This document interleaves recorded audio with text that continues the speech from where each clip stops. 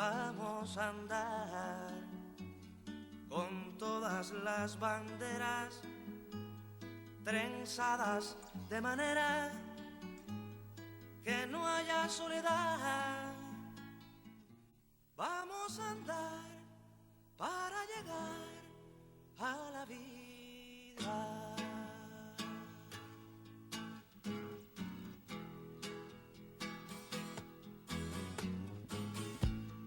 Vamos a andar en verso y vida tintos para llegar levantando el recinto. Vamos a andar. Muy buenas noches.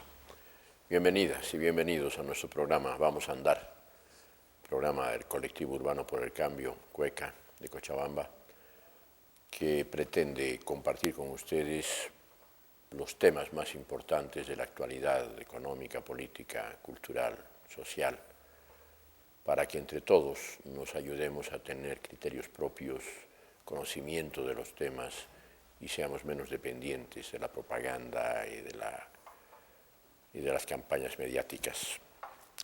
Hoy traemos un tema, a nuestro juicio, ampliamente preocupante, y es que en el último Congreso Petrolero, celebrado hace poco más de una semana, nada menos que el vicepresidente del Estado ha anunciado una preocupante ampliación de la frontera hidrocarburífera, es decir, de los espacios que quedarán abiertos a la exploración en consulta de hidrocarburos, incluyendo áreas protegidas. El tema es doblemente preocupante porque responde a algo que no es novedoso, sino una ya hace tiempo alarmante actitud de menosprecio por los derechos de la madre tierra, cosa que a todos nos complica el futuro y la supervivencia.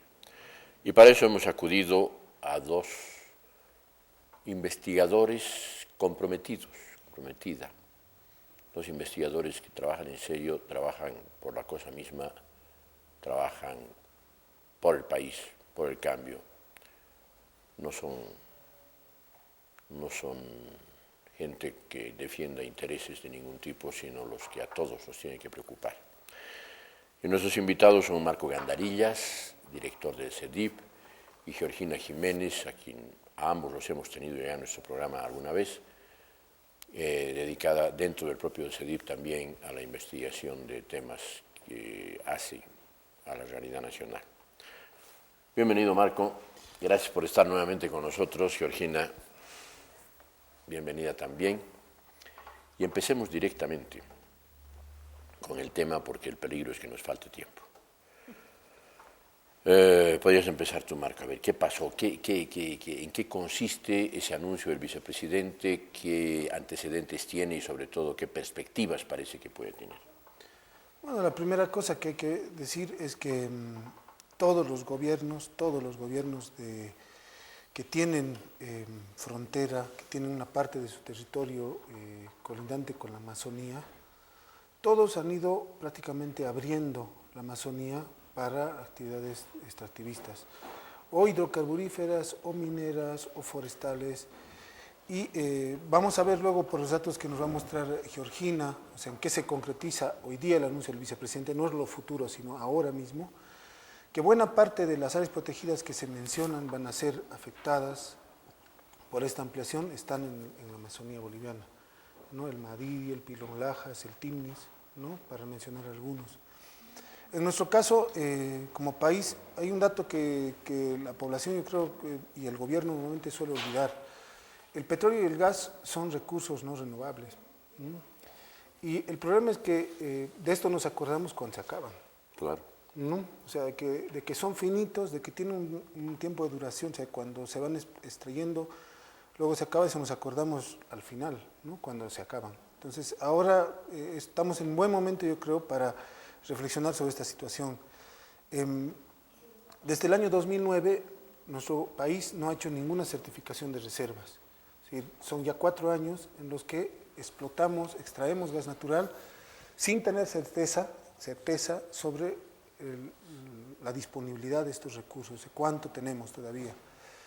Nuestros cálculos nos dicen que con la última certificación, ¿sí?, De petróleo hablamos de 160, alrededor de 160 millones de barriles de petróleo y condensado, y de gas natural en 2009 eran 9 trillones de pies cúbicos. Con esta última certificación, con el actual ritmo de extracción, que es bastante, que se incrementa año a año, especialmente el gas natural, es enorme la cantidad de incremento anual, tendríamos para aproximadamente 15 años más, ¿no? Es el cálculo que nosotros hicimos. Si se puede recuperar todo, cosa que nunca ocurre, normalmente podemos recuperar hasta un 80%. Entonces la situación es grave, ¿no? Porque además el gobierno anuncia que va a seguir incrementando los volúmenes de extracción de gas natural para exportación. Los últimos compromisos con la Argentina nos obligan a incrementar más allá de los 50 millones de metros cúbicos por día, una situación a la que nunca habíamos llegado, ni siquiera en los mejores tiempos neoliberales. La razón de esto es que buena parte de los recursos públicos, de los ingresos del Estado, dependen del gas natural. Entonces se ha ido creando un círculo vicioso que además es mucho más preocupante. Hoy día yo revisaba los datos, hacía una comparación. La nacionalización nos aportó 32% más de ingresos de lo que teníamos con Goni, ¿no? Goni nos dejó por un 18% las políticas de Goni. Si vemos los datos, tenía unos datos que son realmente para espantar. De lo que hemos recuperado, o sea, del IDH, del impuesto directo a los hidrocarburos, actualmente 75% de lo que recibimos del IDH lo gastamos en la importación de combustibles y lubricantes. ¿Así? Sí. El dato exacto es el año pasado por IDH, en 2012 recibimos 1.652 millones de dólares y el año pasado también importamos 1.233 millones de dólares en lubricantes y combustibles. Quiere decir que la situación de la soberanía energética de Bolivia es una situación totalmente desequilibrada, ¿sí? Claro. O sea, este fue el gran logro de la nacionalización, ¿no? El haber recuperado una parte significativa de la renta fue el gran logro de la nacionalización, y hoy día vemos que una parte mayoritaria, ¿no? Se está destinando a la importación. Entonces, digo yo, este es el marco para entender la situación. Perdona, Marco, esto del 75% es un dato confirmado.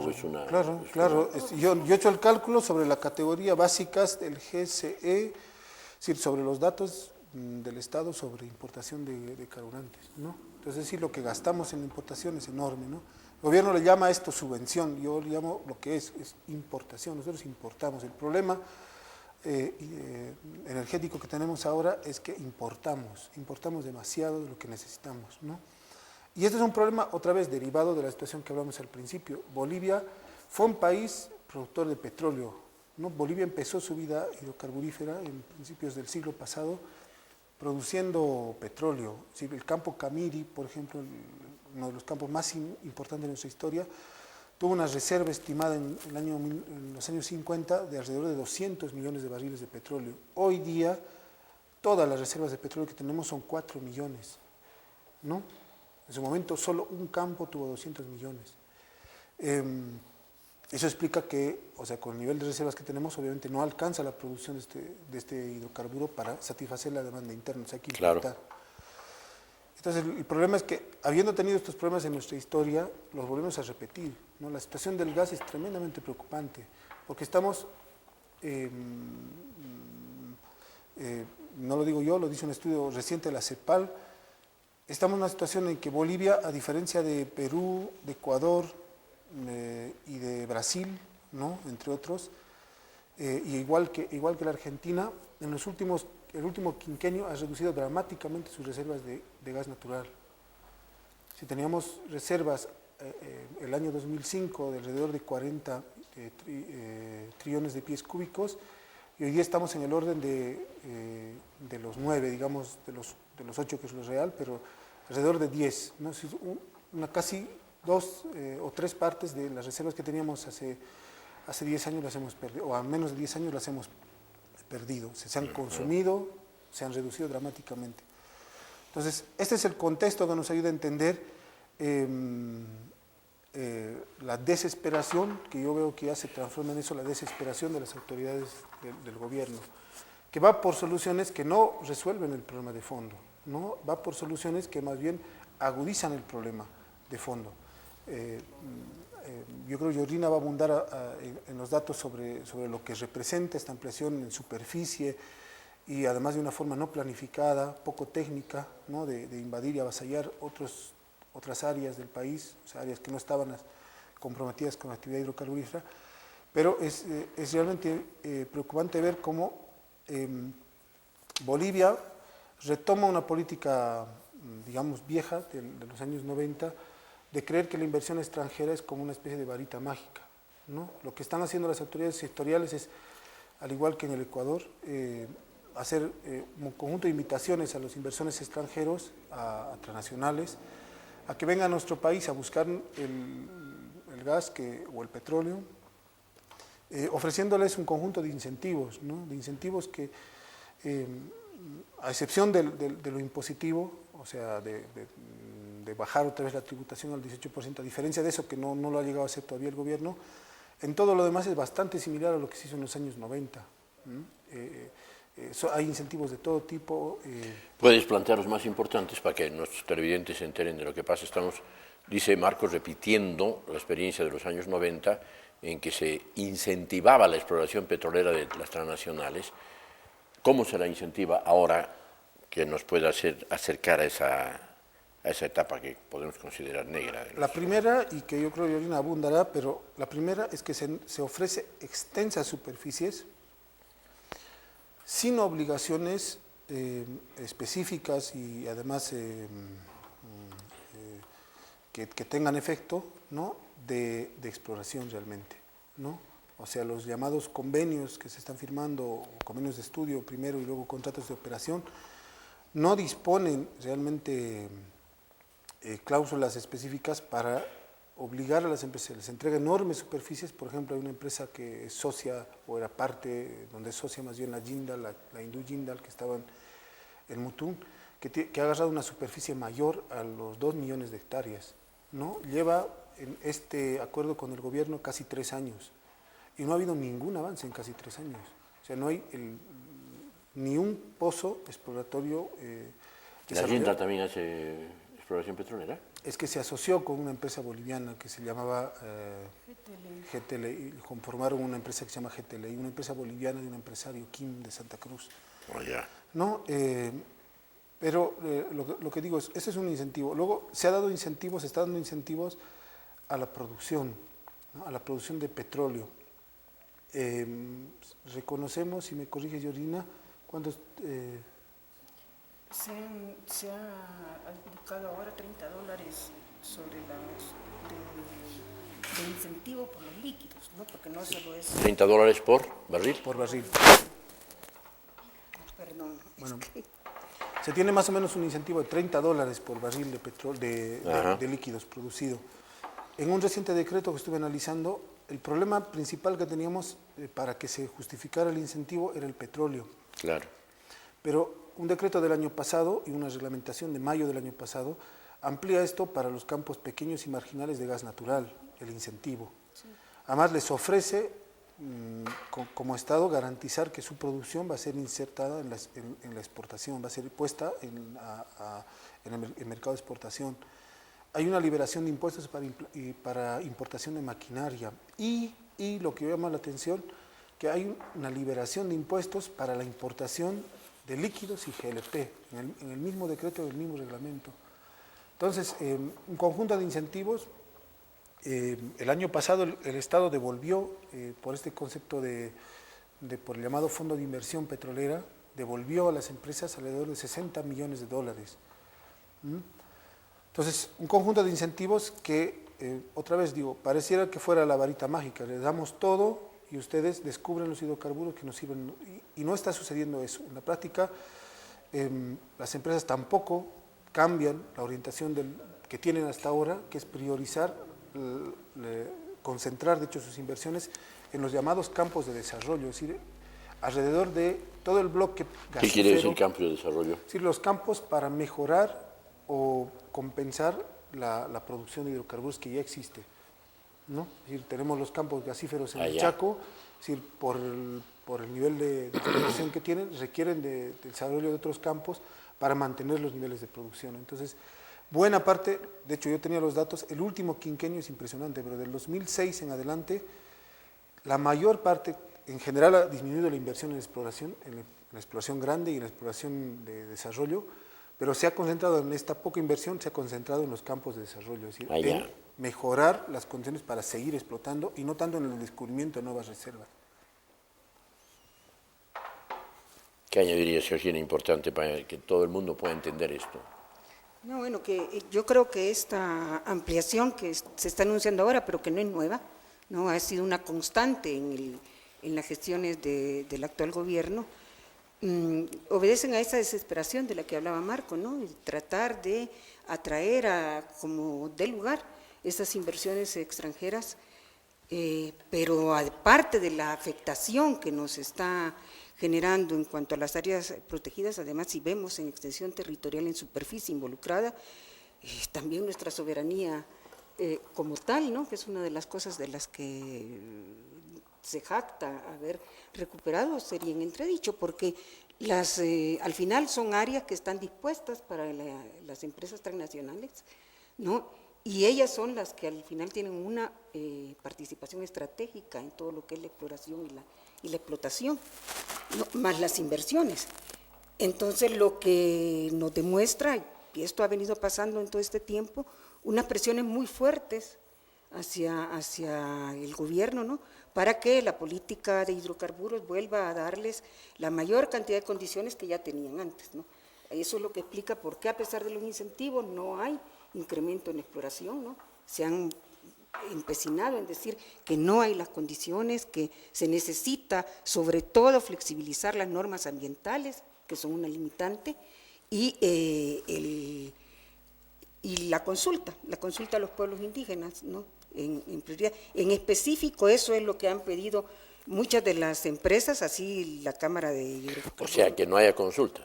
Que se flexibilicen esas normas. Y las mismas autoridades, el presidente de Yacimientos Petrolíferos Fiscales, el mismo presidente, el mismo vicepresidente, el ministro de Hidrocarburos, han atestiguado en muchas declaraciones que realmente esto es un obstáculo, ¿no?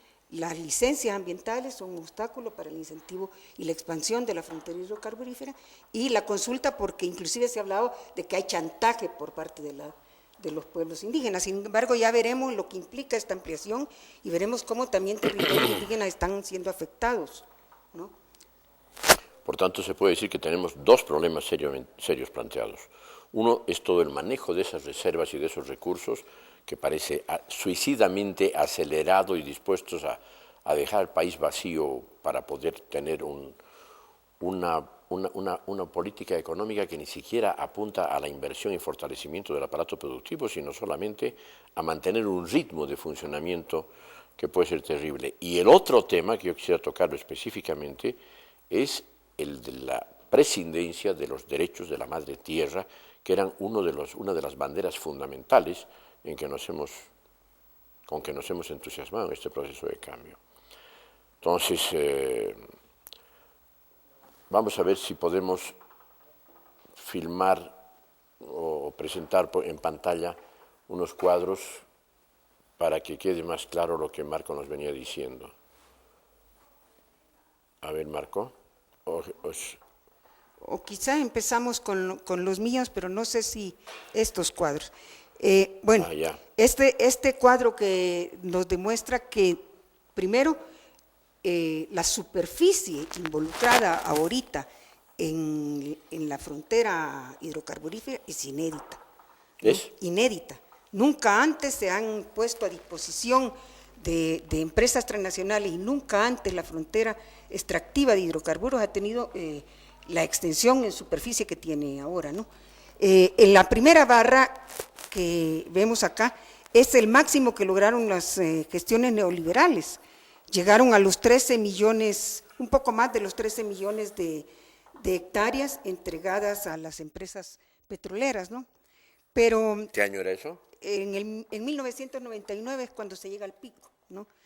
Pero a partir de esa fecha empieza a decrecer, en parte por la resistencia de las poblaciones, ¿no? En el Tibnis, por ejemplo, en la zona del Tibnis hay una resistencia inclusive de los cocaleros que hace que Repsol devuelva las áreas, y así varias empresas siguen devolviendo, en parte por las complicaciones que les suponía la resistencia popular, pero también en parte porque no tenían interés de hacer nueva exploración, porque con los megacampos que tenían garantizados los volúmenes de exportación que requerían, ¿no? Y nunca ha sido interés de las empresas explorar para encontrar petróleo tomando en cuenta las necesidades internas, su interés siempre es la exportación. Ajá. En el año 2007, que en el mismo gráfico, si nos lo vuelven a poner en pantalla, vamos a ver la torre más chiquita en ese gráfico, son un poquito más de 3 millones de hectáreas, que es menos de 3 millones de hectáreas, 2.800.000 más o menos, que es lo que en el año 2007 tenemos como frontera hidrocarburífera con la firma de los contratos, ¿no? Que es homologar los derechos que habían adquirido las petroleras, pero con las condiciones que pone esta gestión del presidente Evo Morales. Y entonces la frontera queda, digamos que alrededor de 2.800.000 hectáreas es la frontera petrolera con la que inicia la gestión de Evo Morales. Han habido varios decretos que han salido en el 2007, hay una ampliación de esta frontera. En el 2010 ya se llega a los 11 millones de hectáreas, o sea, hay un crecimiento, pero este anuncio que nos ha hecho ahora el vicepresidente, ¿no?, implica 24 millones de hectáreas, un poco más de 24 millones de hectáreas están destinadas ahora para la actividad petrolera en el país. Y eso es bastante escandaloso.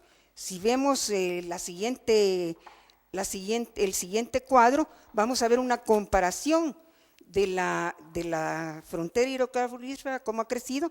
En el primer cuadro es lo que teníamos al inicio, 2007, con la firma de los contratos, y lo que tenemos en el otro extremo de la pantalla son todas las áreas que ahora han sido puestas a disposición de las petroleras. Que implica así, específicamente, área por área, ¿está decretado?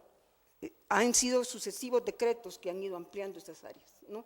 Entonces, se ponen, a partir de la ley 3058, la ley 3058 de hidrocarburos, establece que a yacimientos se le van a entregar áreas petroleras para que por cuenta propia o a través de empresas las pueda hacer actividades de exploración y de explotación, ¿no? Y esto es lo que ha venido pasando en este gobierno. El vicepresidente lo anuncia como que estamos dispuestos a ponerlo, pero ya se han sido entregadas, ya esto es normas aprobadas. La última, el 18 de abril del 2012, que es la que ya crea un área hidrocarburífera en el país de 24 millones de hectáreas, y eso es el 22.55% de toda nuestra extensión territorial. O sea, lo que el presidente ha anunciado no es algo que se piensa para el futuro, sino que ya está en marcha. Está aprobado desde el 18 de abril, es el último decreto. En realidad ha informado. Exactamente. Que la cosa está así. Esto ha venido desde el 2007, el 2005 se establece en la ley, 2007 hay 2 decretos, puede que haya habido uno antes, 2010 hay otros que ya hacen una afectación seria sobre ciertas áreas, y en abril del año pasado, digamos, se amplía esta frontera de manera escandalosa, ¿no? Entonces, ahí hay una comparación desde las 2 millones, casi 3, que habían en el 2007, a los 24 millones que tenemos ahorita, ¿no? Y la otra implicación que hay que ver es ahora sobre estas áreas están sobrepuestas a otras cosas, ¿no? En concreto a áreas protegidas. Claro, ese es el otro tema. ¿No? A territorios indígenas, inclusive a otros derechos que ya ha entregado, ¿no? Derechos como concesiones mineras, porque hay también, estas áreas contemplan la parte de Occidente que hasta ahora no están siendo explotadas con hidrocarburos, ¿no? Inclusive sobre el Salar de Uyuni, que es reserva fiscal, hay sobrepuesta un área petrolera, ¿no? La cosa es, a primera vista, sumamente preocupante, y mucho más cuando nos van dando datos. Tenemos que hacer una breve pausa ahora, pero a continuación vamos a pedir que nos detallen, nuestros amigos invitados hoy, que nos detallen en qué medida las áreas protegidas, los parques nacionales y los territorios indígenas en qué medida están siendo afectados por esta multiplicación por 8 de la superficie petrolera del país. Y también qué relación tiene eso con la supresión de la consulta previa de la que nos hablaban antes. Volvemos en pocos segundos y por supuesto al final ustedes tendrán como siempre la oportunidad de preguntar, opinar y aportar. Vamos a andar. Vamos a andar. De la frontera hidrocarburífera en Bolivia. Y estamos haciendo el análisis con la participación de Marco Gandarillas y Georgina Jiménez, dos investigadores del Centro de Documentación e Información Bolivia, CEDIB. Y no quiero seguir sin recordarles que para los que no han podido ver o la primera parte de este programa y la quieran ver o lo quieren repasar, se vuelve a emitir en Radio Sepra los sábados a las 12. Ahí queda la posibilidad de recuperar lo que se haya perdido y también la de pedirnos a nosotros una grabación del programa. Estábamos hablando de lo que ha sido esta enorme ampliación de la frontera hidrocarburífera y de las consecuencias que puede tener para el futuro del país y también para el presente inmediato. Y personalmente creo importante que nos detengamos un poco en lo que empezaron a explicarnos sobre la proporción de esas, ¿cuántas hectáreas? 13 millones, no, 24, de los 24 millones de hectáreas que en este momento están abiertas a la exploración hidrocarburífera, cuántas corresponden a áreas protegidas, parques nacionales, etcétera, y también a pueblos indígenas, para luego hablar de por qué, cuál es la lógica de que, aunque la podemos sospechar, de que no se esté teniendo en cuenta el mandato constitucional de la consulta previa a los pueblos indígenas antes de entrar a explorar sus territorios. No sé quién de los dos quiere empezar con eso, Georgina. Tal vez que ponerle a los televidentes el mapa, el nuevo mapa de la frontera hidrocarburífera, de qué implica todas estas ampliaciones que se han hecho, ¿no? ¿Pueden enfocar el nuevo mapa, por favor? Aquí tenemos un mapa en el que las áreas que están en tono lila muy bajo, son las nuevas áreas que se han entregado a disposición petrolera. Y van a haber otras de colores amarillos, azules, son ya las que están bajo contrato, los contratos del 2007 y los que se han firmado con la SAM Petroandina. Y las áreas verdes son las áreas protegidas que se encuentran afectadas. No se ve muy bien quizá en la distancia, pero en el mapa se ve la superposición de las nuevas áreas, ¿no?, sobre las áreas protegidas. El sistema de áreas protegidas nacional tiene a su cargo 22 áreas protegidas de carácter nacional, 23 departamentales y 78 municipales. El corazón de este sistema son las 22 áreas nacionales, ¿no? Claro. En las que además están creadas no por el azar. El vicepresidente ha dado a entender en sus declaraciones que estas áreas curiosamente coinciden con los lugares donde se encuentran yacimientos de hidrocarburos y que probablemente esto sea así para que los bolivianos no podamos disfrutar de estas riquezas, ¿no?, para evitar que nosotros que sean los bolivianos quienes las exploren, las exploten y se beneficien. Y entonces ha dicho que con protección van a garantizar proteger las áreas protegidas, pero al mismo tiempo van a poder disfrutar de las riquezas que hay en esos yacimientos. Pero los datos, si vemos el alcance, la cosa no es tan clara como la está diciendo el vicepresidente, ¿no? De las 22 áreas protegidas nacionales que tenemos, que son verdaderos bastiones de resguardo de la riqueza natural y la biodiversidad, que convierte al país en uno de los 10 países con más riqueza en biodiversidad en el mundo, ¿no? De esas 22, 11 están siendo afectadas por estas áreas petroleras, ¿no?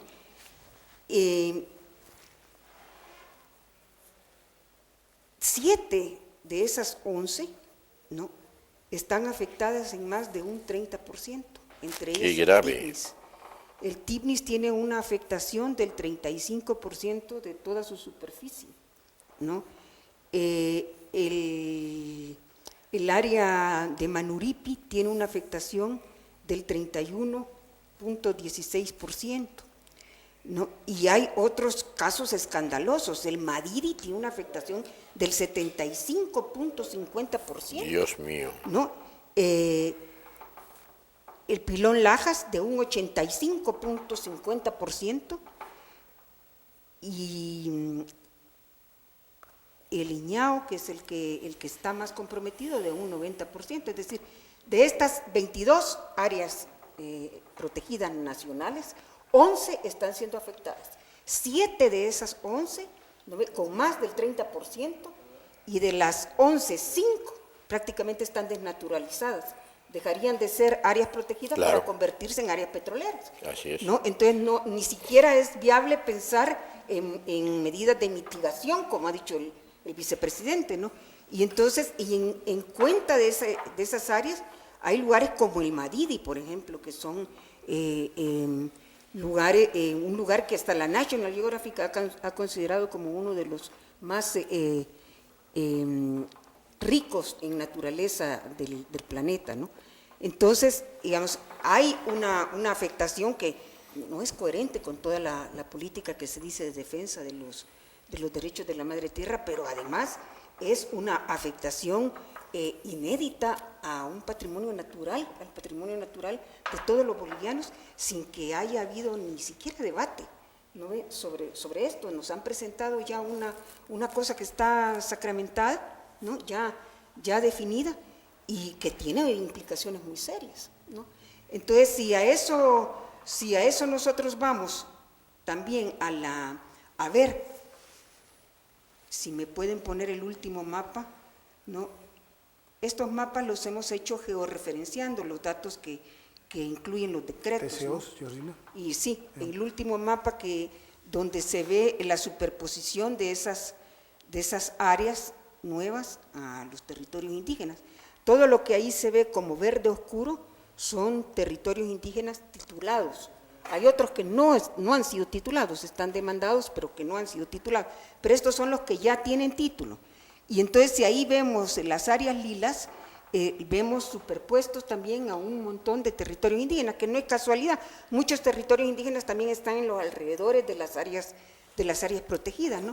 Y también se ha tomado esta decisión, se ha abierto, se ha convertido estas áreas en áreas petroleras ya a disposición de las empresas, sin que haya mediado consulta de por medio, ¿no? ¿Y qué se sabe de la actitud o la reacción de los pueblos indígenas cuyas áreas están así siendo? Bueno, es que lo que abiertas, tenemos que tomar en cuenta es que el anuncio lo ha hecho el 23 de mayo el vicepresidente. O sea, muchos pueblos todavía no saben por dónde va, hasta dónde llega la afectación sobre sus territorios. Nosotros hemos estado haciendo desde el año pasado un recorrido para tratar de poner esta información a las comunidades, ¿no? Pero pues no se alcanza todavía a enseñar todo. Sin embargo, ya hemos entregado parte de esta información a pueblos indígenas del oriente y del occidente, ¿no? Y sí han habido algunas reacciones. Los guaraníes han saltado diciendo nosotros no lo vamos a permitir. CONAMAC también, por su lado, están preocupados. Ayus de Cochabamba tiene un encuentro en esta semana para definir un posicionamiento sobre esto, porque le crea mucha preocupación, y todos, digamos, ratifican, ¿no?, lo que se temían cuando se hizo la marcha en defensa del TIPNIS, ¿no? Se decía, ¿por qué los pueblos de Oriente están marchando y defendiendo el TIPNIS? Y los hermanos contestaban, porque eso es el referente de lo que se viene para el resto de territorios, ¿no?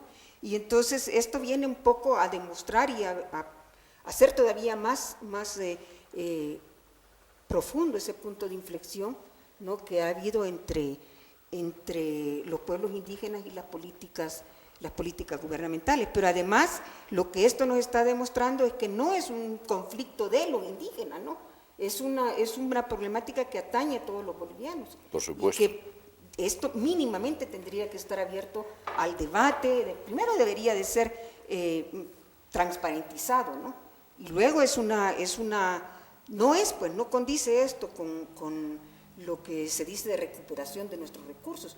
Yo digo, aparte de los territorios indígenas, aparte de las áreas protegidas, en términos de soberanía nacional, ¿no?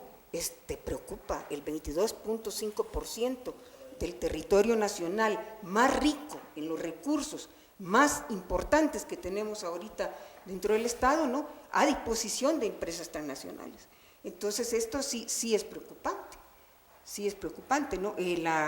La idea hasta ahora de la política gubernamental es atraer, seducir a las empresas para que se animen a la inversión. El vicepresidente anunció ahí, no solo estamos dispuestos a abrir estas áreas, que ya las han abierto, sino que además dice en las próximas semanas se va a conocer un decreto que ya ha sido aprobado en gabinete, y no sabemos el tenor del decreto, donde se disponen unos nuevos incentivos muy importantes, dice él, para que las empresas ahora se animen verdaderamente a una exploración exhaustiva en el territorio. Entonces, sí vemos que hay una política de quitar cuanto obstáculo identifican las empresas para esta explotación de nuestros recursos, ¿no? Y entonces estamos hablando en su mayoría de yacimientos gasíferos, de gas para la exportación, ¿no? Porque nuestra riqueza es esa, y nuestra matriz energética no es todavía el gas, ¿no? Hay mucha más dedicación de la política estatal de cara a las necesidades que las petroleras identifican para expandir sus actividades aquí, que de cara a solucionar los problemas internos que tenemos, por ejemplo, el cambio de la matriz energética, que sigue siendo una cosa pendiente, ¿no? Entonces sí es preocupante esto no solo para los pueblos indígenas, sino para todos los bolivianos. Ante todo eso, que como sociedad civil, ¿qué podemos plantearnos? ¿Qué podemos plantear? ¿Qué recursos hay? El respaldo legal no nos falta, ¿no es cierto? Desde la Constitución. No, yo creo que, a ver, el vicepresidente vuelve a hacer una cosa que se parece mucho a lo que se ha hecho con el TIMNIS. Anuncian una medida cuando la medida ha sido tomada, ¿no? Y ha sido tomada de la peor manera, es decir, se trata de áreas protegidas, es decir, las áreas protegidas tienen, incluso dentro de una sola área protegida, por ejemplo, el TIMNIS tiene varios niveles de protección, distintas categorías, zonificaciones, las áreas protegidas están zonificadas. Sin respetar esto, que es un principio básico de las áreas protegidas, el gobierno dispone el año 2007 atravesarlas, ¿no? Sin ningún criterio técnico, atravesarlas de áreas para actividad hidrocarburífera.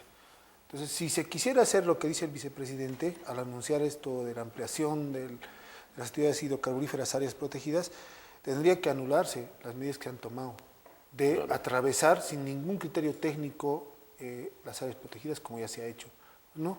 Entonces, es una primera medida que el propio gobierno debería hacer, siendo coherente. Vamos a hacer actividades dentro de áreas protegidas respetando la categoría de conservación que tiene al interior cada área. Por supuesto que se puede hacer, ¿no? Pero si vemos, hay intereses y presiones, que es de lo que hay que hablar, es decir, y como sociedad también ver. Un caso que estamos siguiendo muy de cerca es el del Aguarahue, en el Chaco. Claro, eso es ¿no? conocido, sí. Perdón, que tienes más del 72% de su superficie está incluida como área petrolera. Claro. Pero ahí el pueblo guaraní se estaba oponiendo, ¿no? Claro, el pueblo guaraní se opone, pero las acciones del Estado son tremendamente desgastantes, ¿no? En principio, este parque ha tenido actividades petroleras desde hace casi 4 décadas, o más de 4 décadas, ¿no? Tiene pasivos ambientales a la fecha de hace 40 años, sí, vertidos, pozos que no han sido cerrados, etcétera, etcétera. Es un área especial porque al constituirse en una serranía en esta zona, digamos, semidesértica que es el Chaco, genera la principal fuente de agua dulce de la zona, ¿no? Por tanto, su valor no solo medioambiental, sino económico es fundamental. Si la gente vive del agua que se genera a través del Aguarahue. El problema de todas las presiones que tiene, una de las más importantes es la hidrocarburífera, ¿no? Porque básicamente cercena todo el parque. Si viéramos una imagen, el parque queda reducido a una pequeña franja, el Aguarahue, a una pequeña franja, ¿no? Es decir, no hay ninguna continuidad ecológica, si no hay ninguna previsión de respetar la estructura ecológica del área protegida como se ha como ha sido establecido. Pero además de las presiones hidrocarburíferas, tiene presiones, por el medio se quiere hacer un túnel. Entonces, básicamente es destrozar toda el área. Entonces, por eso nosotros decimos, hay 5 áreas protegidas nacionales que, por efecto de las políticas que se han decidido de expansión de la frontera, dejan de serlo. Directamente dejan de serlo. Claro. Es decir, más del 50% de su superficie está comprometida, sin ningún criterio técnico, es decir, pasándoles por el medio de por donde queda. El Timnis, por ejemplo, solo es 35% de su superficie, pero es justo el área núcleo del Timnis. Y el área de pie de monte, que es, no se puede tocar esa área, ¿no? De esa depende gran parte de que el resto del Timnis tenga el equilibrio que tiene ahora, ¿no? Botando esa área, es afectado todo lo del Timnis. Eso es una de las cosas que se deducen del estudio de impacto ambiental que se había dado a conocer ya el año pasado, ¿no? Entonces sí es una zona sensible. O sea que estamos al borde de un suicidio ambiental. Pero además de eso hay una cosa que yo considero sumamente grave, y es que a pesar de este anuncio, ¿no? La Cámara de las Empresas Petroleras han dicho, sí, muy interesante, nos parece muy bien, o sea, es un gesto que apreciamos y una medida que nos parece interesante, inclusive la que está próxima a darse a conocer de los nuevos incentivos, pero nos parece insuficiente, ¿no? ¡Qué bárbaro! Entonces, ¿a qué se refieren? Se refieren a que realmente ellos quieren una flexibilización en las normas respecto de las licencias ambientales y respecto de la consulta.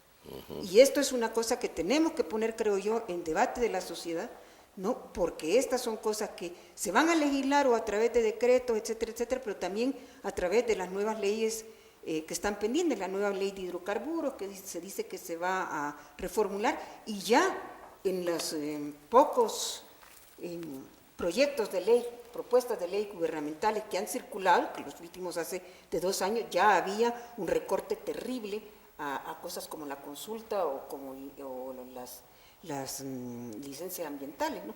Y este es el mismo caso que sucede en minería, ¿no? La versión que circula de propuesta de ley gubernamental, ¿no ve? Ya hace un recorte todavía mayor que ha hecho la ley del régimen electoral a la consulta previa, libre e informada de los pueblos indígenas, y también hay una flexibilización total en esa propuesta a las medidas para la licencia ambiental, a tal punto que es el mismo Ministerio de Minería quien la va a otorgar, ¿no? Y el de Medio Ambiente queda como apéndice. En este caso también nos preocupa, y el CERNAT, ¿cómo toma esta medida? No hay ninguna reacción del CERNAT. Sabemos que ha como anunciado que esto sí se ha dado, ¿no? Que efectivamente se va así, pero digamos el CERNAT tiene una función por ley, ¿no?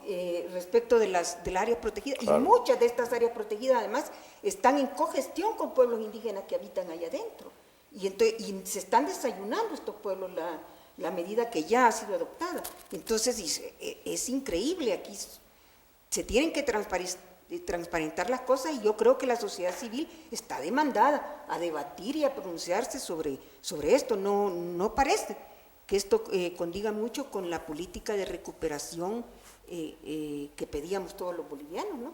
Pero además yo diría que hay una cosa grave. Son áreas protegidas, las 5 que hemos mencionado, bueno, las 7 si habláramos de las que superan el 30% de su superficie comprometida en actividades hidrocarburíferas, muy presionadas, ¿no? O sea, son áreas a las que se agrega esta otra presión hidrocarburífera, pero son áreas ya muy presionadas. Ya presionadas por la deforestación, forestales, minería, minero.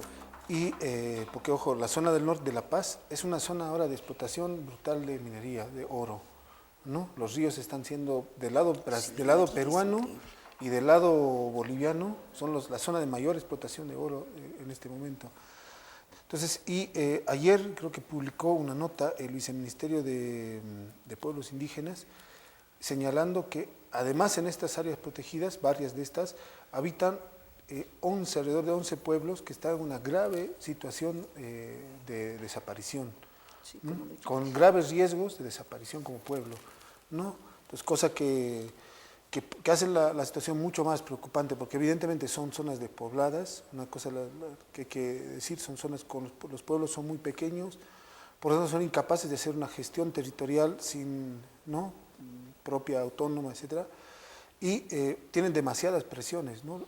La presión de la colonización es enorme sobre estas áreas, ¿no? Es enorme, y la deforestación también. Entonces, se está agregando un problema para, yo creo, aquí lo que hay que ver, además de la medida del gobierno de relajar la protección de las áreas protegidas, es el resto de presiones que se desatan junto con esta para flexibilizar el conjunto de las normas de protección del Sistema Nacional de Áreas Protegidas.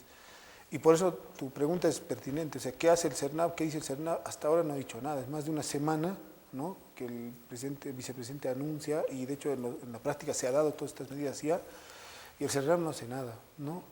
Otra vez, volviendo a nuestra experiencia en terreno, el Servicio Nacional de Áreas Protegidas del Parque Aguarahue es tremendamente incapaz de gestionar el área. Son 4 personas, de las cuales 2... Claro, eso siempre ha sido una desgracia del CERNAP, ¿no? No. Una incapacidad de gestión, pero en este caso ya es incapacidad de reacción y de protesta. Exacto. Ante algo que ya no depende de que tengan tantos o cuantos funcionarios, pero depende de digo es, criterios, claro. El gobierno dice, sobre las decisiones tomadas, vamos a tomar medidas. No, el CERNAP es una institución sumamente deficitaria, es una institución muy débil, y lo que se le agrega es una situación que no va a poder manejar, ¿no? El problema que estamos yendo hacia una eliminación de las áreas protegidas. Ese es, yo creo, el hecho. Así es. Como se anunció en su momento también con los territorios indígenas, es prácticamente la misma situación. Sin ningún tipo de criterio se sobrepone, se traspasa, se hace un anticucho por medio de los territorios indígenas, de las TCOs ahora. Y otra vez, los pueblos son los que ya en la práctica, esa es la situación que están enfrentadas, a negociar compensaciones económicas, en una situación de completa desventaja, ¿no? Claro. Los que más resisten, los que más han estado resistiendo han sido los pueblos del Chaco, los guaraníes, y nosotros hemos estado viendo de cerca el proceso, y es lamentable porque al final se hallan ante cero, que es lo que les ofrece el gobierno normalmente. Vamos a igual hacerlo, o sea, pese a lo que les pese a las medidas de presión que tomen, o negociar compensaciones que llegan a ser como las que en su momento hizo, no sé, San Cristóbal con los pueblos del norte Potosí, Claro. ¿no? Es decir, les damos una escuela, les damos una puesta de salud, o compramos a los dirigentes, que también pasa mucho, y con el propio Estado, ahora con el propio gobierno, ¿no? Entonces, no hay, digamos, desde el plano local, hay obviamente excepciones, pero no hay una capacidad de resistir semejante embate, ¿no? O sea, es necesario un nivel, digo yo, mayor de que ese tema llame la atención de muchos más sectores, ¿no?, de la sociedad civil, para poder ponerle un freno, ¿no? Es una situación desesperante la que están viviendo muchos pueblos. Y además hay otra cosa que queda como secundaria, especialmente la problemática de las áreas protegidas y de los pueblos indígenas, pero además es tan grande las extensiones de las áreas petroleras ahora, que están superpuestas a otros derechos que el mismo Estado ha dado, ¿no? En el caso de Occidente, porque hay toda una franja que atraviesa la zona occidental. Si tú puedes volver a poner el mapa de las áreas protegidas, se ve a un costado, ¿no? Toda la zona occidental está también llena de concesiones petroleras, y allí hay entregados derechos mineros, ¿no? O sea, hay concesiones mineras por medio. También están concesiones forestales dadas sobre las mismas áreas, ¿no?, en las que están dispuestas estas áreas petroleras, inclusive la ampliación está sobre las mismas áreas de expansión de la frontera agrícola, sobre toda la área esta de explotación de producción de soya, ¿no? Hay derechos petroleros. Entonces se está generando, además, yo creo, a futuro un escenario no solo de conflictos entre distintos derechos que se van a tratar de sobreponer, ¿no?, de imponerse ante estas afectaciones, y esto, como ya ha venido sucediendo, ¿no? Y no solo acá, sino que esta profundización de un modelo de desarrollo que está pensado, ideado, concebido en extraer nuestras riquezas y extraer y exportar, ¿no?, está atentando, está colisionando directamente con los derechos democráticos de la población, ¿no? Ya en el caso del Tipis hemos visto cómo eso derivó en la cuestión de represión. En el caso de Maicucota, lo mismo, ¿no? Realmente se está abriendo un escenario de conflictividad que no se puede dejar desatendido, ¿no? Y tenemos las implicaciones de esto, de esta política de apertura, ampliación de la frontera, es realmente un escenario de conflictividad que se nos viene a futuro, ¿no? Yo solo puedo añadir que desde la perspectiva de Cueca nos parece sumamente triste tener que entrar en este tipo de temas y de entrevistas que nos llevan al temor de que este proceso de cambio esté dando marcha atrás, no solamente estancándose, sino marcha atrás. Está en juego la esencia del Estado plurinacional, es decir, un Estado que respeta como sujetos equivalentes y con los mismos derechos a todos los pueblos indígenas, sean grandes o pequeños. Está en juego nada menos que ese principio que nos pareció tan innovador y prometedor de que los derechos de la Madre Tierra están por encima de los derechos humanos. Está en juego la soberanía nacional, que era uno de los temas en que habíamos avanzado más notablemente en estos 7 años, la de un Estado que empezaba a ser realmente soberano. Y está en juego el futuro económico del país, porque a este paso lo que puede ocurrir es que en 10 años dilapidemos todo lo que podríamos haber utilizado para garantizar un futuro serio. Son demasiadas cosas.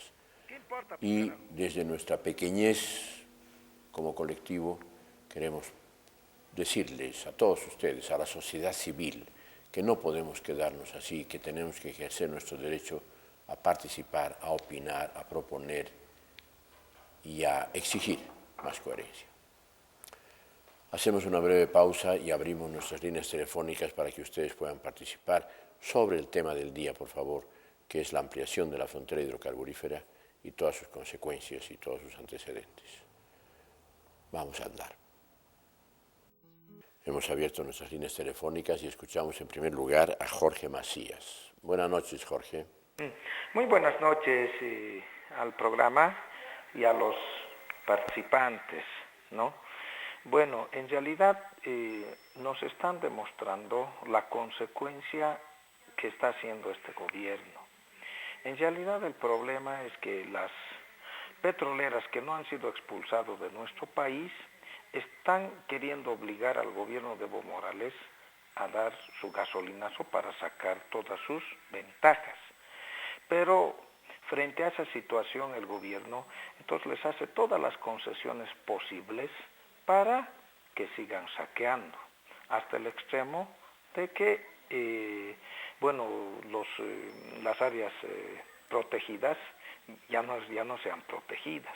Esto es la consecuencia de todos esos caballeros que se han determinado socialistas del siglo XXI. ¿Qué podemos hacer los bolivianos? En este momento hay una política del gobierno que es de entrega total de nuestros recursos a las transnacionales. Y la otra política que ya se está vislumbrando es prácticamente la de expulsar a las transnacionales. Yo creo que tenemos que ir por ese camino, el camino de expulsar a todas las transnacionales, porque su único objetivo es seguir saqueando en este país. Muchas gracias. Gracias a usted, Jorge. En realidad este sería un comentario más bien para que lo respondieran las autoridades de nuestro gobierno. Pero como no están aquí, ¿qué opina usted? Yo creo que va más allá incluso de lo que decíamos, ¿no? Porque no solo se trata de que se vayan las transnacionales, ¿no? Sino que hay que cambiar el sentido de la política sectorial. El problema es que estamos concentrando no solo en el sector de hidrocarburos, también es en la minería, también es en la agroindustria, todos se han volcado a la exportación. Entonces, ese es el problema de nuestra política económica ahora, ¿no? Que producimos materia prima de exportación, sin importar las consecuencias, otra vez, ni económicas, ¿no? La principal consecuencia económica de esta política es que somos importadores netos de combustibles, o sea, qué contradictorio, o sea, exportamos energía, nuestra principal exportación es energía, es gas natural, y somos importadores netos de energía. Importamos energía, lubricantes, diésel, gasolina, y lo propio está pasando con el sector de alimentos. Si nuestro país exporta alimentos, exporta soya, somos nuestra principal exportación agroindustrial, pero también importamos alimentos en una proporción enorme. Este año salían los datos y son más de $200 millones anuales que le cuestan al Estado, ¿no?, la importación de alimentos, ¿no? En el 2010 los datos que circulaban, era el 60% de los alimentos que consumimos son importados. Son importados. En el 2010. Entonces, la política que orienta al país hacia la exportación de materia prima es la que está mal, ¿no? Es la que debemos atacar en primer lugar. Y obviamente que en esa política las transnacionales tienen un papel preponderante, es decir, ellas han transformado, yo no diría solo la producción de nuestro país, o sea, no han transformado solo la economía del país, no, han vuelto el país más transnacionalizado, yo creo, del continente, sino han cambiado todo el conjunto de nuestra vida cotidiana. O sea, los medicamentos que hoy día consumimos, todos están importados por un puñado de 3 transnacionales, o brasileras, o colombianas, o chilenas. O sea, uno si se recorre el área rural, es decir, la Coca-Cola se ha propagado, o sea, creo que las ventas, si hubieran algunas estadísticas de ventas, están más en las áreas rurales que incluso en las urbanas. Es decir, hay una situación de cambio total, tanto de la base productiva nacional, como también del lado de los ciudadanos y de la oferta del consumo. Y eso es lo que es fundamental de atacar, ¿no? Lo que estamos viviendo es la consecuencia, es decir, esta desmedida ampliación de las zonas de extracción de recursos naturales, no, lo decíamos, si a este anuncio que ha hecho el vicepresidente le sumáramos los 20 millones de hectáreas que ha dicho que debería ser la superficie productiva hoy día, agropecuaria, ¿no?, que probablemente sea también otro anuncio de una situación ya dada, ¿no?, de todo lo que ha avanzado la agroindustria y la deforestación sobre las tierras bajas Santa Cruz y Beni, probablemente sumáramos una situación que es catastrófica a nivel nacional, ¿no? Terrible. En línea, Jorge Oropesa, por favor. Señor Puente, a los panelistas, felicitarles cada vez por el trabajo que hacen bien. 3 puntitos, por favor.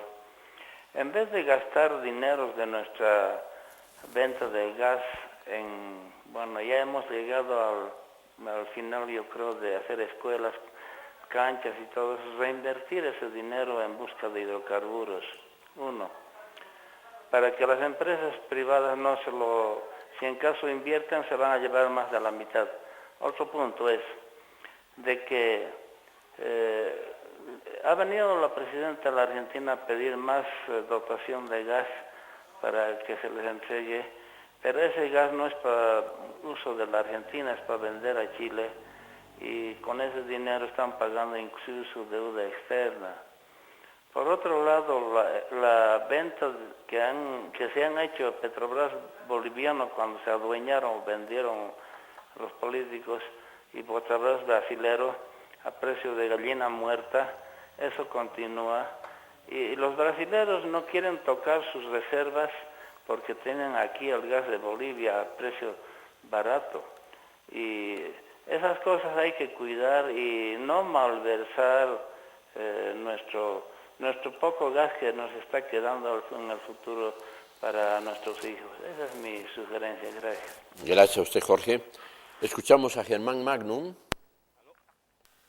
¿Cómo está? Buenas noches. Buenas noches, Germán. Adelante. Usted, mire, realmente es un tema tan amplio y complejo, este aspecto técnico, profesional, que muchas personas del medio, las mayorías del país, digamos, no tenemos un norte en la orientación, pero tal vez un poquito tratando de participar y hacer conciencia de lo que nosotros como personas tenemos la obligación y el derecho, digamos, de preocuparnos de esto. Realmente hay que saber y ser conscientes que la empresa de yacimientos petrolíferos fiscales bolivianos ha hecho tal vez un logro que el gobierno y nosotros, la población debe de conocer. Hemos recuperado lo que el anterior gobierno neoliberal ha querido despilfarrar, ¿no?, sometiendo más a la miseria y al hambre al pueblo boliviano, ¿no?, porque simplemente se ha recuperado tanto dinero que ahora se está viendo en los programas, se está viendo en los programas de Evo Cumple, es cierto. Pero el aspecto técnico que hablan acá los señores presentes también es, digamos, una cosa para reflexionar, pensar. El aspecto central a donde yo me voy, señor Puente, es lo siguiente, ¿no? La empresa de Yacimientos Petrolíferos Fiscales Bolivianos, en el aspecto de su capacidad técnica de explorar, yo veo una falla. El petróleo condensado que hace gala y fama la empresa de yacimientos, se ha visto a la fecha su incapacidad de condensar, de refinar y de almacenar. Todo con el simple afán de, digamos, querer tapar que estamos exportando ese aspecto, esa materia, ¿no? Es como la carga muerta del gas de las empresas, de los surtidores de gasolina que hay en el país. Asosur Cochabamba, que ha hecho con la anterior prefectura, que ahora es gobernación, ha transado. Se ha hecho una comisión hace 4 o 6 años, antes de Novillo, para querer, digamos, poner en orden al día la licencia ambiental que tienen los surtidores de Cochabamba y del país entero. Pero ¿qué han hecho en un afán, en un nivel político? Han transado para que las licencias de funcionamiento de los surtidores de Cochabamba y del país hasta ahora no hayan actualizado. Es como un local público en Cochabamba. No tienen licencias o tienen por 2 años. Y cuando quieren renovar tienen que hacer estudios psicoambientales, socioambientales. Y los surtidores de Bolivia o de Cochabamba especialmente no hacen actualmente la carga muerta que tienen sus tanques de gasolina, de diésel, de diésel, gasolina y de gas. ¿Qué hacen el tratamiento? Ellos simplemente le ponen a una volqueta, por decir, lo llevan al río Rocha y lo botan. Esa carga tóxica que es plomo. ¿Y qué hace la prefectura? ¿Qué hizo la prefectura hace años? Bien, estábamos ya saliéndonos un poco del tema, don Germán. Por favor, comentarios, Georgina y Magno, Marco. Yo, no sé si quiere estudiar. Yo solo una cosa añadir a lo que comentaba el señor, es que toda esta ampliación o toda esta política para tratar de superar los obstáculos que identifican las empresas transnacionales para tener las inversiones que busca el Estado, son en desmedro de una política seria de fortalecimiento de lo nuestro, ¿no? De lo que necesitamos primero para el desarrollo de Bolivia. O sea, no creo que necesitemos de 24 millones de hectáreas de huecos en el país, ¿no? Para garantizar el desarrollo boliviano, porque como bien decía Marco, al final de cuentas todo esto es para exportación, o en gran medida es para la exportación. Obviamente él dice no tiene capacidad yacimientos para esa magnitud, a lo mejor no, pero ojo que todos estos bloques petroleros son bloques petroleros identificados desde tiempo atrás por yacimientos petroleros fiscales, ¿no? Con ciertos niveles, no es que se está dando estas áreas a gran riesgo de las empresas, ¿no? Son bloques ya definidos, inclusive en muchos de ellos ya se sabe si su potencial es gasífero o es petrolífero, ¿no? Así están circulando los brochures de licitación internacional que ha estado lanzando el gobierno, inclusive designado qué tipo de formación geológica, en dónde es posible, a qué profundidad es posible que se encuentre el gas o el petróleo. O sea, no es que se están dando, es trabajo previo hecho por yacimientos petrolíferos fiscales, inclusive con menor tecnología que la de ahora, ¿no? Entonces, realmente hay una política de priorización de lo otro, que al final es terminamos consolidando nuestro papel como país que sigue exportando materia prima, ¿no? Es en contra de nuestro desarrollo, porque lo que recibimos de la mayor riqueza lo tenemos que invertir para importar, ¿no? Esa es la primera cosa, ¿no? Y lo segundo es que no necesitamos tener que pagar tanto estos daños ambientales, ¿no? Tan grandes, estos daños, estos costos sociales tan grandes para extraer una riqueza que sirve para exportar y para el desarrollo de otros, ¿no? ¿Algo que añadir, Marco? Sí, sobre la inversión es muy preocupante el hecho de que, y creo que lo había señalado hace un año justo en un programa aquí con Rafael, tenemos una cifra inédita en la historia de inversión pública ¿no? Tenemos este año 3.700, el año fue 3.200 millones de dólares, este año es 3.700 millones de dólares de inversión pública. Y claro, todo el mundo esperaría que esta inversión pública se traslade de los sectores primarios, de materia prima, se traslade a otros no. O sea, la inversión pública se reinvierte en el mismo sector extractivista. Los datos de este año siguen la tendencia de los años anteriores, se profundiza. Es decir, hidrocarburos tiene 19% de la inversión pública, un poco lo que reclamaba el señor, ¿no? Que se invierte en los hidrocarburos. Se reinvierte de una manera poco inteligente, porque mientras el Estado está gastando dinero en hacer dobles o triples inversiones, está volviendo a hacer exploración, por ejemplo, aeromagnetográfica se llama, en áreas como el Timnis o el Madrid, donde tiene la sociedad con Petroandina, que son áreas que han sido desde 1950 por lo menos ya se han hecho ese tipo de estudios. Lo que pasa es que lo hicieron empresas privadas o lo hizo la IGFB, luego esta información se ha perdido.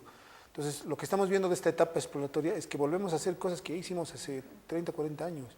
Volvemos al principio, ¿no? Porque no ha habido capacidad. Yo digo, no le podemos reclamar al gobierno lo de los 40 años, claro, pero le podemos reclamar la última negociación con las petroleras. Algo que no se negoció, que es la diferencia con las otras nacionalizaciones, no se negoció, fue los estudios. Bien, el Estado va a devolver los costos, porque le estamos devolviendo los costos recuperables, los costos de las inversiones que hicieron las empresas en exploración. Necesitamos tener todos los documentos, todos los estudios geológicos sobre las zonas donde han intervenido. Repsol no solo intervino en el Chaco, intervino también en el Timnis, ¿no? Con pozos en el norte hacia el Beni y con pozos hacia el sur hacia el Carrasco. ¿No? Esa información Repsol nunca la entregó. Entonces, si ahora hacemos exploración, la volvemos a hacer del cero, ¿no? Entonces, volver a gastar dinero en cosas que ya deberíamos haber superado. Pero, para cerrar la idea, invertimos en los mismos sectores y la mayor parte está en hidrocarburos, en minería y en infraestructuras que le llamamos, la ABC es la gran institución que está manejando hoy día el dinero de las inversiones, ¿no? Estamos construyendo carreteras de exportación, eso es una cosa que hay que tener claro. Todas las carreteras que están construyendo, las nuevas, son de exportación, forman parte de los corredores, si no, no se construye, ¿no? Lo que se está haciendo con las internas es o mantenimiento o mejora, pero no se están haciendo nuevas carreteras, nuevos caminos internos, lo que se está haciendo son carreteras de exportación. Esto habría que tratarlo un día en un programa específico, yo creo. Escuchamos ahora a Jaime Salvatierra, por favor. Buenas noches, señor Puente. He estado escuchando con atención la intervención de los panelistas y realmente sorprende ampliamente, ¿no? No sé cómo nombrarlo, pero tratar de introducir nuevamente en un país tan pobre como es Bolivia, subdesarrollado tecnológicamente, tratar de romper las fronteras de la legalidad como son las áreas protegidas, para tratar de embaucar nuevamente con la explotación del petróleo y cometiendo el delito de la violación de la Constitución Política del Estado. No me parece nada plausible, nada bueno para que tenga que tomar esa medida el gobierno. Ahora, yo tengo una duda que ojalá alguien me pueda contestar. Había una denuncia que en los inicios de la gestión de Evo Morales había un trato entre el presidente de Venezuela y llegó esa maquinaria a Bolivia para explorar, o sea, el famoso topo, que se pagaba alrededor de $1.000 diarios y que esa maquinaria no ha logrado cavar ni siquiera un nido de ratas, nada, no ha hecho nada y se pagaba gratuitamente. Eso para mí es despilfarro del grado más amplio y si alguien podría explicarme con más propiedad le agradecería. Gracias. En línea, Giovanca Paz, por favor. Adelante, Giovanca. ¿Se cortó? ¿Tienen alguna respuesta a esa pregunta sobre la maquinaria venezolana que no ha servido? Sí, hubo un taladro. O sea, a ver, hay una de las sociedades importantes que hizo YPF, unas decisiones, digamos, estratégicas, fue no asociarse con empresas transnacionales privadas, ¿no? Y yo creo que entre eso entra también Petrobras, ¿no? Sino asociarse con una empresa estatal que le colaborara técnicamente también a la refundada YPFB para reemprender tareas otra vez productivas. Y esta fue la alianza con PDVSA. Esta es una alianza muy débil, y yo creo muy débil del lado boliviano. Y una de las cosas es la que ha relatado el señor, ¿no? Hubo maquinaria que PDVSA puso a disposición de yacimientos y que no recuerdo exactamente el detalle, si fue mal utilizada o mal ensamblada, pero tuvo que volver a ser llevada al extranjero para mantenimiento. Y nos ha pasado varias veces esto. Lo importante de la relación con PDVSA es que podría acompañar el fortalecimiento de yacimientos si hubiera un acompañamiento del político, ¿no? El problema es que YPFB sigue siendo una empresa descuartizada. Si YPFB funciona, tiene 2 unidades de exploración y explotación, cosa que es inimaginable en cualquier país, que una empresa tenga 2 unidades distintas, con distinta personalidad jurídica incluso, que son Andina, que está bajo administración de Repsol, y Chaco, ¿no? Chaco, que es la más nacional que tenemos. Tiene todas sus unidades diseminadas bajo un esquema empresarial totalmente ineficiente, porque lo que estamos viendo a 6 años es que es un sistema empresarial ineficiente. Transportes por un lado, almacenaje por otro. Es decir, una empresa que no tiene una unidad y una coherencia, ¿no? Más grave es que no tiene tampoco una orientación clara, es decir, no tiene propósitos a los que periódicamente va dando cumplimiento. Si uno ve, cada 3 meses el YPFB y el Ministerio hacen un informe de su desempeño, cada informe es distinto. O sea, no hay una sola meta o varias metas a las que se vaya reportando periódicamente el porcentaje de su cumplimiento, sino que es más o menos en lo que estamos ahora, ¿no? Digo yo, este es un problema estructural de yacimientos que le hace incapaz de asociarse convenientemente con PDVSA, pero también convenientemente con una privada, ¿no? Entonces, cuando se asocia con una privada, termina subordinándose a lo que hace la privada. Y ese es el caso concreto de Andina con Repsol. No, Repsol es la que está controlando el desempeño de Andina. Teniendo parte en Andina. Claro. No claro. sabía yo. No fue completamente nacionalizada. Andina terminaron haciendo un acuerdo en el que Andina asume la administración. Digo, Repsol asume la administración de Andina. Así es. Solo Chaco es 100% nacional. Chaco sí, 100% nacional. O 99.99% nacional. ¿Ibas a añadir algo, Georgina? No, solamente eso. Solo informar que en la última reunión que hubo entre el gobierno y Maduro, ¿no?, en el Hotel Regina, ahí se tocó este tema de la problemática y según los reportes de prensa, el ministro de Relaciones Exteriores notifica Choquehuancas notifica a PDVSA que todos estos problemas que han habido en la zona de la SAM, de Petroandina, van a ser superadas a partir de la flexibilización de la consulta y las licencias ambientales, que es lo que al parecer ha sido el obstáculo para que se profundice esta exploración en el lugar, ¿no? Encima, la incapacidad empresarial de yacimientos para aprovechar la alianza con PDVSA, se le echa la culpa de eso a las licencias ambientales. Así es. Y por eso es que es como una cosa anunciada, que el siguiente paso que se viene es una flexibilización todavía mayor de la normativa ambiental, ¿no? Una probablemente mayor desnaturalización de la consulta previa, ¿no? Y bueno, y el reconocimiento de las inversiones, porque eso ya se ha anunciado. Se van a dar los incentivos para que las petroleras rápidamente, ha dicho el vicepresidente que no esperen 2 años para recuperar sus inversiones, ¿no? O sea que van a hacer ya. Y además hay un sistema ahorita, esto de formar sociedad anónima con la empresa que encuentra el recurso, ¿no? Y esa sociedad anónima pasa por reconocer la inversión hecha, o sea que al final es nuestra plata, la misma plata nacional, reconociendo el servicio de exploración supuestamente, pero armando esa sociedad anónima mixta con la empresa que descubre, ¿no? Claro. Entonces hay que ver si eso también es factible.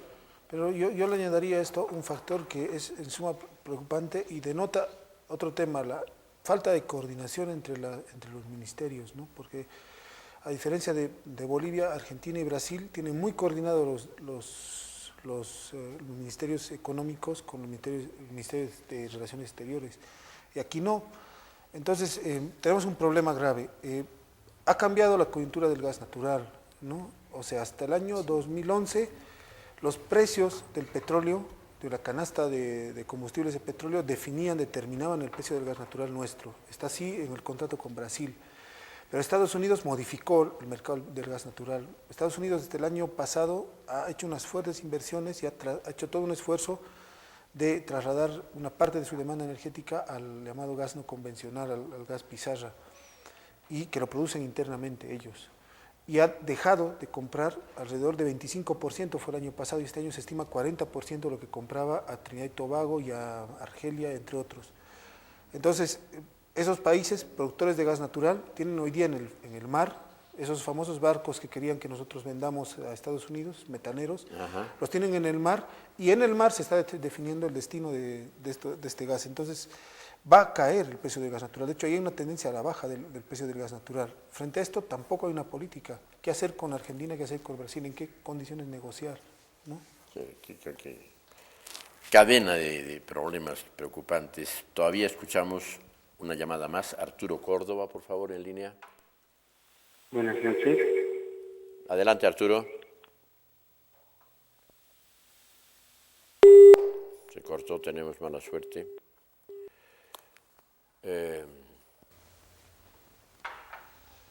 Se nos ha acabado la posibilidad de recibir más llamadas. Las conclusiones globales son que estamos al borde de revertir gran parte de lo ganado con este proceso de cambio.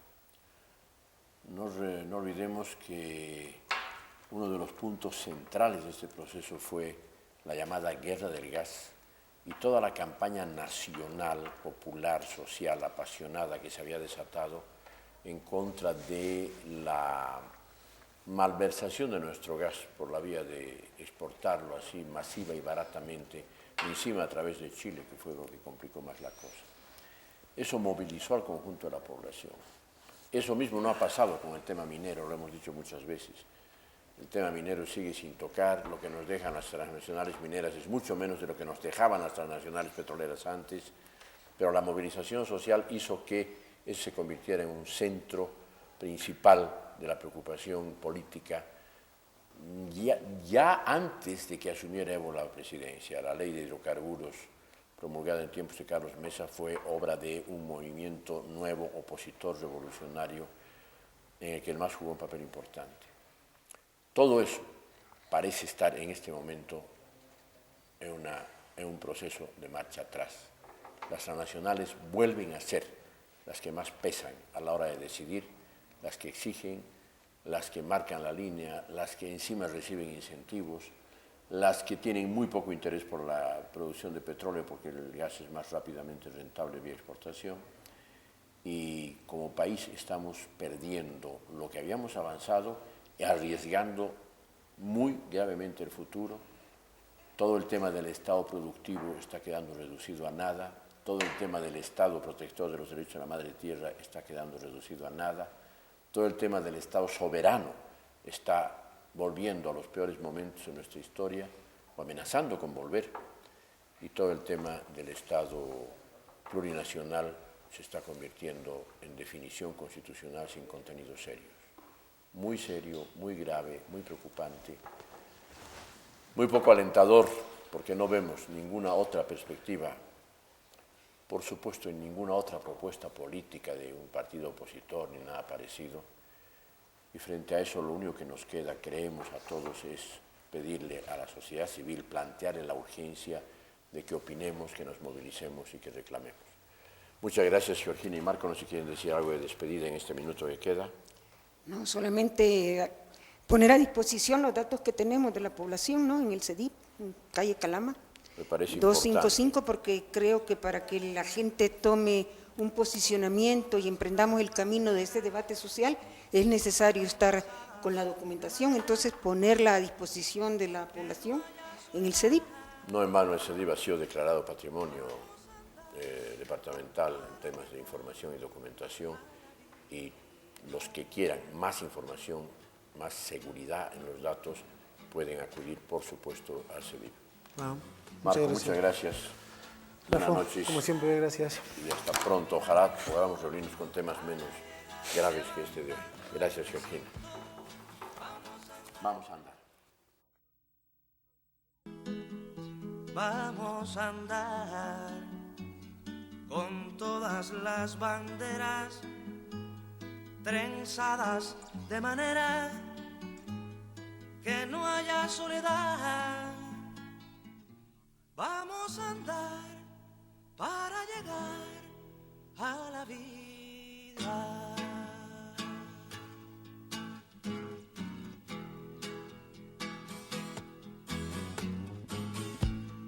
Vamos a andar en verso y vida tintos para llegar